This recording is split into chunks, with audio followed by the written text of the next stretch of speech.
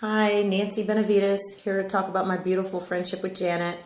I met her about 17 years ago. I just moved to Texas, had a 2-week-old baby, didn't know a soul, was very homesick.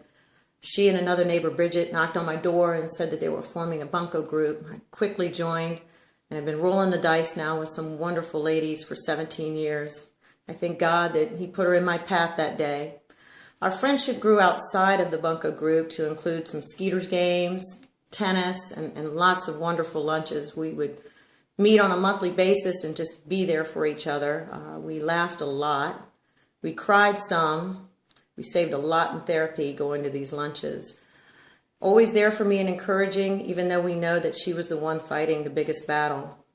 She inspired me, Janet, in so many ways. She's a role model for what God wants us to be, to treat one another. She never has a bad word for anybody. She's a doer and a volunteer.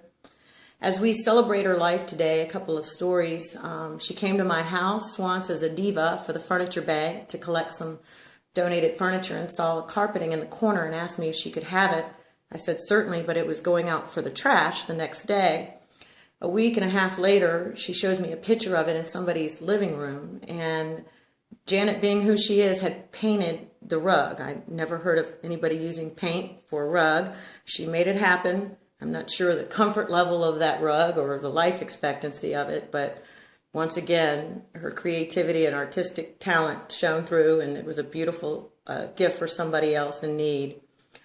She's often very, very creative, and I'm thankful for the things that she made for me as gifts. This wonderful bird feeder. I need to replace the twine with a chain, but I'm going to watch the birds outside my window like I have been and think of them having their lunch like we did ours.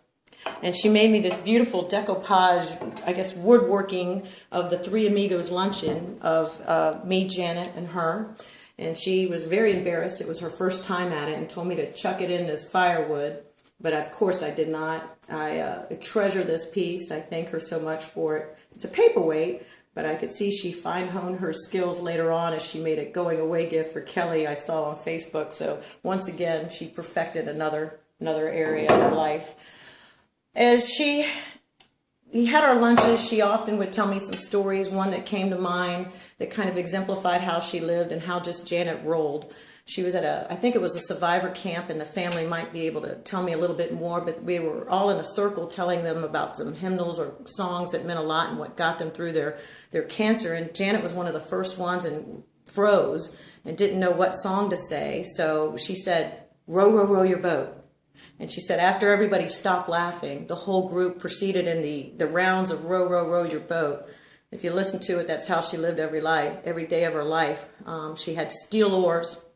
She was always rowing merrily up the stream. So for you, Janet, row, row, row your boat gently down the stream. Merrily, merrily, merrily, merrily, life is but a dream. I love you, Janet. I'm going to miss you. Thank you for 17 wonderful years.